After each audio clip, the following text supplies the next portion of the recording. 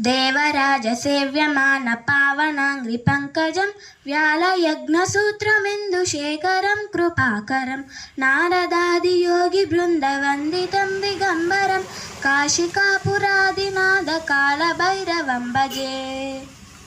भानुकोटिभास्वरं भवाब्धितारकं परं नीलकण्ठमीचितादायकं त्रिलोचनं कालकालमम्बुजाक्षमक्षशूलमक्षरं काशिकापुरादिनाथकालभैरवं भजे।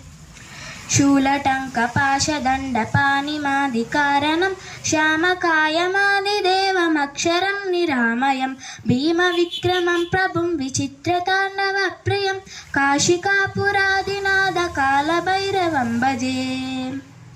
भुक्तिमुक्तिदायकं प्रशस्तचारुविग्रहं भक्तवत्सलं स्थितं समस्तलोकविग्रहं निक्वनन्मनोज्ञहेमकिङ्किनीलसत्कटिं काशिकापुरादिनाथकालभैरवं भजे।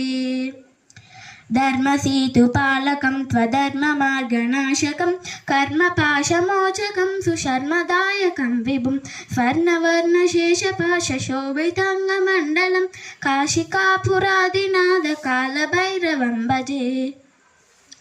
रत्नपादुकाप्रभाविरामपादयुग्मकं नित्यमद्वितीयमिष्ट दैवतं निरञ्जनं मृत्युदर्पणाशनं करालदंष्टमोक्षणं काशिकापुरादिनाथकालभैरवं भजे।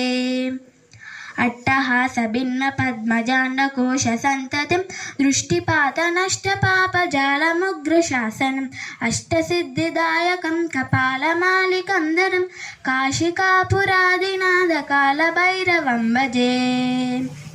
भूतसङ्गनायकं विशालकीर्तिदायकं काशीवासिलोकपुण्यपापशोधकं विभुं नीतिमार्गकोविदं पुरातनं जगत्प्रभुं काशिकापुरादिनाथकालभैरवं भजे।